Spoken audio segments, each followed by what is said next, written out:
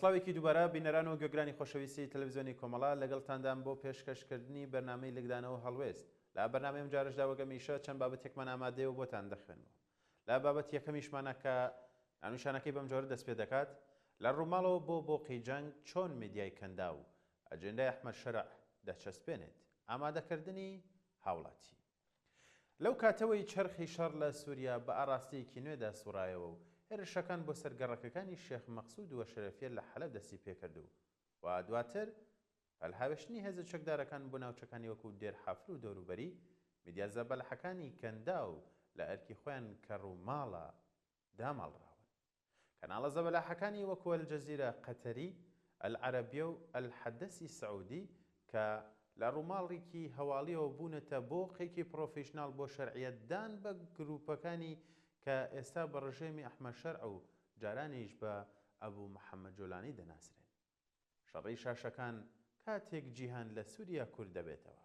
تێبینیەکی سەرنجڕاکێش کە چاودێرانی میدیای ئاماژەی پێدەدەن ئەوەیە کە ئەم کەناڵانە بەشێکی زۆری کارنامەی ڕۆژانەی خۆیان بە تەنها تەرخان کردووە بۆ گواستنەوەی ئەوەی خۆیان پێی دەڵێن سەرکەوتنە مەیدانیەکانی گروپە چەکدارەکانی سووریا. ڕووداوە گرنگەکانی تری جیهان لە شەڕی ئوکراینیەوە بگرێتە دۆزی فەڵەستین کە کەناڵێکی وەکو ئەلجەزیرە و وڵاتێکی وەکو قەتەر بە دۆزی ویژدانی و ئەخلاقی خۆیانی دەزانن خراونەتە پەراوێزەوە. ئەم میدیایانە وەک ژووری ئۆپراسیۆنی دەرونی کار دەکەن، بە جۆرێک ڕووماڵەکان تەنها گواستنەوەی هەواڵ نین بەڵکو و ئاڕاستەکردنی ڕایگەشتین. ئەوان بە شێوەیەکی ناهەوسەنگ و لایەندەرانە تیشک دەخەنە سەر هەر پێشڕەویەک بەرەو ناوچەکانی ژێردەسەڵاتی هێزەکانی سووریای دیموکرات هەسەدە و بە زمانێکی زبر و پڕ لە دەندان خەڵکی ناوچەکە دژی کورد و پێکاتەکانی تری باکوور و ڕۆژهەڵاتی سووریا هەندەدەن.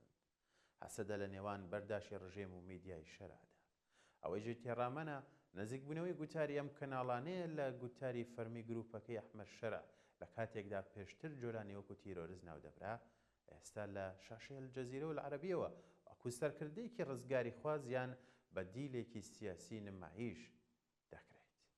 لە بەرامبەردا هێزەکانی سووریای دیموکرات هەسەدە کە هاوبەشی سەرەکی هاوپەیمانی نێودەوڵەتین لە شەڕی داعشدا لەم میدیایانەدا وەکو هێزێکی داگیرکەریان گرێبەستکار نیشان دەدرێن.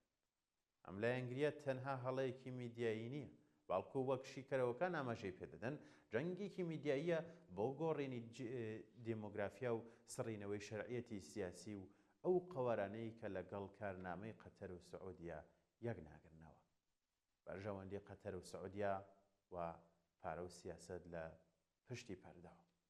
ئەوەی مایەی پرسیار و تێبینیە ئەوەیە بۆچی قەتەر و سعودیا سەرڕای ناکۆکە مێژووەکانیان ئێستا لە پشتگیری ئەم بزوتنەوە نوێیە لە سووریا یەک دەگرنەوە. وەڵامەکە دەکرێت لە چەند خاڵێکی کورتیان بکەینەوە. یەکەمیان خەتی سونی و عەرەبی سووریا ئەگەرچی بەشی زۆری پێگاتەکەی سونە مەزهەبە، بەڵام دەیان ساڵ لەمە و یان دەیان ساڵ لەلایەن عەرەبیەکانەوە کە لە بنەماڵەی ئەسەددا خۆی بەرجەستە دەکات حکم دەکرا.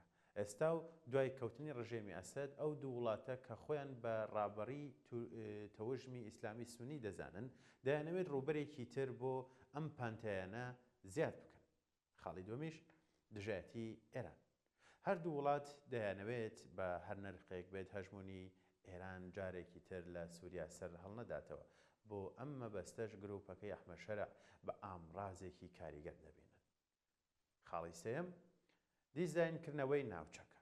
قەتەر لە ڕێگەی ئیخوان موسلمین و گروپە ئیسلامیەکانەوە دەیەوێت پێگەی خۆی قایم بکات. سعودیەش دەیەوێت لە ڕێگەی پاڵپشتی دارایی و سیاسیەوە ڕێڕەوێکی نوێ لە سووریا دروست بکات کە لە بەرژەوەندی هاوسەنگیە هەرێمیە نوێیەکان بێت بە ئاڕاستەی خۆیان. چوارەم لاوازکردنی کورد.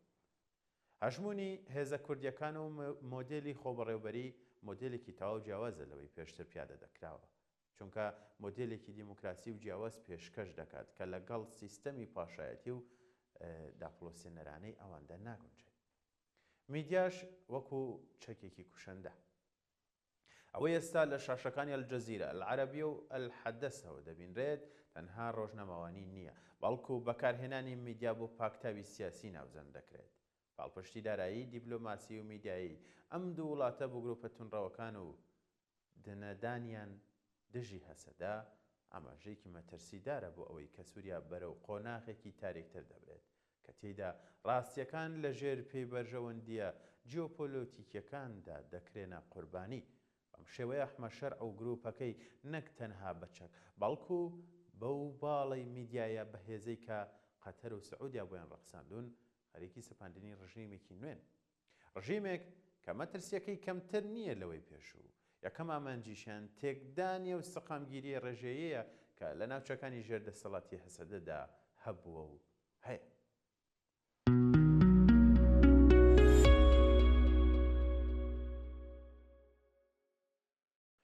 مانیفێستی مرەکەب و خوێن مەرسومی ژمارە 13 لە تاقیکەی ستەمکاریدا. ئەمە ناونیشانی بابەتی دووەممانە کە لەلایەن دکتۆر کامەران محەممەدەوە ئەمە دەکراوە. مەرسومی ژمارە 13 ساڵی 2026 زاینی کە لەلایەن ئەحمەد شەرعەوە سەبارەت بە مافەکانی کورد دەرچوو لە ڕەواڵەدا وەک وەچەرخانێکی مێژووی و دان پێدانانێکی دەوڵەتی دەردەکەوێت. بەڵام کاتێک لە ڕوانگەیەکی فینۆمینۆلۆژیەوە سەیری دەکەین دەبینین ئەم دەقنەک هەر بۆ چارەسەری کێشەی کورد نییە بەڵکو ئەندازیاریکی نوێی ستەمکاریە. ئەمە ململانەی نێوان مەرەکەب و خوێنە، مەرەکەبێک کە دەیەوێت بە ناونیشانی بەریقەدارە و خوێنە بشارێتەوە کە چەند ڕۆژێک لەموبەر لە گەڕەکەکانی حەلەب و ئێستاش لە دێر حافر دەیڕژێت. مەرسوم لە بەرامبەر دەستور. یەکەمین کێشەی بنەڕەتی ئەم بڕیارە لە فۆرم و پێگەیاسەیەکەیدایە. مافی نەتەوەیەک نابێت بێتە بابەتی مەرسوم. مەرسوم بڕیارێکی یەکلایەنەی سەرۆکەواتە دیاریکی کاتیە کە بەواژۆیەک دێت و بەواژۆیەکیش دەڕوات. مافە بنەڕەتەکان دەبێت لە ناو دەستوردا وەکو بەردی بناغەی دەوڵەت بچەسپێنرێن، چونکە دەستور گرێبەستێکی کۆمەڵایەتی هاوبەشە نەک منەتێکی سیاسی. ئەحمەد شەرع بە ئەنقەست پەنای بۆ مەرسوم بردووە تا مافەکان لە ژێر ڕەحمەتی ویستی کەسی خۆیدا بهێڵێتەوە. ئەمەش ئەواشکرا دەکات کە ئەو هێشتا بڕوای بە هاوبەشی ڕاستەقینەی کورد نییە، بەڵکو دەیەوێت کورد وەکو پاشکۆیەکی مەحکوم بە مەرسوم بمێنێتەوە. کۆماری عەرەبی و کورد وەک بەش نەگەل.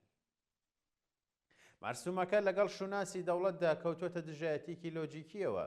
چۆن دەکرێت لە ناوچوارچەوەی کۆماری عەرەبی سووریادا کە ناسنامەی دەوڵەت بۆ یەک ڕەکەس قۆرغ کراوە مافی نەتەوەیەکی تر بچەسپێت؟ مادەکانی یەکەم و دووەمی مەرسومەکە بە زمانێکی ئینشائی لێڵ نووسراون. کورد نەک وەک گەلێکی خاوەن مێژوو بەڵکو تەنها وەک بەشێک لە گەلەی کورد یان گەلی سووریا پێناسەیان کردوون.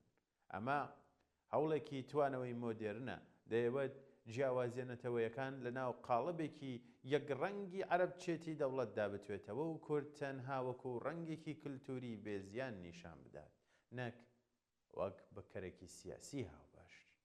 زمان وەکو تەڵە، زاراوەی مەلحوظ و اختیاریکردنی ماف.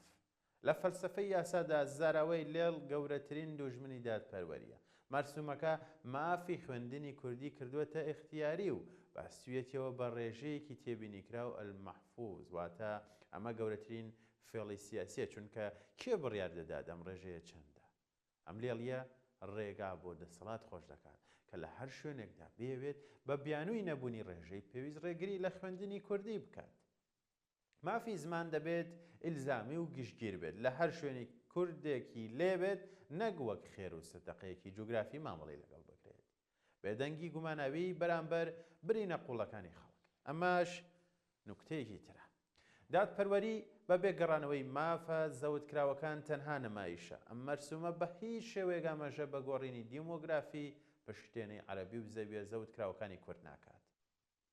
پێدانی مافی زمانی بە نەتەوەیەک کە خاک و ماڵەکەی داگیرکراوە و عەرەبی هاوردەی تێدا نیشتەجێکراوە شیزۆفرینیایەکی سیاسیە. تا ئەو کاتەی عەرەبە هاوردەکان نەگەڕێنەوە و کورد نەگەڕێتەوە سەر موڵکی با و باپیرانی، هەر قسێک لەسەر زمان تەنها پاساوێکە بۆ شەرعەتیدان بە داگیرکاری دیمۆگرافی. سڕینەوەی مافی سیاسی و شێوازی داردەن. کورد تەنها کۆمەڵەیەکی ڕۆشنبیری یان فۆلکلۆری نییە، بەڵکو نەتەوەیەکە خاوەنی ئیرادەی سیاسیە. ئەم مەرسومە تەنها مافی کلتوری دەبینێت و مافی سیاسی بە تەواوی پشتگوێ دەخات. باسیەوە ناکات کورد چۆن و بە چ شێوەیەک ناوچەکانی خۆی بەڕێوە دەبات. ئەم بێدەنگیە مانای وایە کە ئەحمەد شەرع دەیەوێت کورد وەکو کەمینەیەکی زمانی لەژێر سایە دەسەڵاتێکی ناوەندگرایی ڕەهادا بمێنێتەوە. سیناریۆیەکی ئەزمونکراویش ئەم مەرسومە بە شێوەیەکی تراژیدی وەک حاکم شێخ لەتیف دەڵێت لە یاسای حکمی زاتی کارتۆنی ساڵی 1974 ڕژێمی بەعسی عێراق دەچێت کە سەدامیش لەلایەک یاسای بۆ کورد دەردەکرد و لەلایەکی ترەوە بە درڕندانەترین شێوە شەڕی دژ بە کورد هەڵدەگیرسان. ئەحمەد شەرعیش ڕێک هەمان تاکتیک پەیڕەو دەکات لە کاتێکدا مەرسوم بۆ کڕینی شەرعێتی نێودەوڵەتی دەردەکات کەچی هێرشی سەربازی کردە سەر هەسەدە و گەڕەکە کوردنشینەکانی حەلەب و وێرانی کردن. تەنانەت هەر 5 خولەک دوای بڵاوکردنەوەی پەیامە ڤیدیۆیەکە واتە خوێندنەوەی مەسەلەکە هێرشی کردە سەر دێر حافر. ئەمە هەوڵێکە بۆ پەرتکردنی ناوماڵی کورد و سەڵکردنی بەرەی ناوخۆ تا ئەو کاتەی دەسەڵاتەکەی پێگەی خۆی قایم دەکات. بە پرسیارەتی عەقڵی سیاسی کوردیش لە کۆتاییدا دەتوانین بڵێن ئەم مەرسومە تەڵەیەکی مێژوویە کە لە نێوان پێویستی تاکتیکی و استراتیژی سڕینەوەدا چنراوە، مافێک کە لە خوێنەوە نەهاتبێت بە مرەکەبیش ناپارێزرێت. ئەحمەد شەرع دەیەوێت لە ڕێگەی ئەم کاغەزەوە شەرعێتی خوێن بۆ شەرعێتی یاسا بگۆڕێت، بەڵام تا ئەو کاتەی ناوی دەوڵەتی عەرەبی بێت و سوپای ئەو دەوڵەتە خەریکی هاوڕێکردنی کورد بێت، ئەم مەرسومە تەنها وەکو مەکیاژێکی سیاسی دەمێنێتەوە. کوردیش نابێت مێژووی دوێنێ و ئازاری ئەمڕۆی حەلەب لەبەر خاتری مەرسومێکی بێگەرەنتی لەبیر بکات. مافی ڕاستەقینەشی ئەوەیە کە لە دەستوورێکی فرەید و لە شۆڤێنت بچەسبێت، نەک وەک ژەهرێک لە پیاڵەی شەکردا پێشکەشی قوربانیەکەی بکرێت.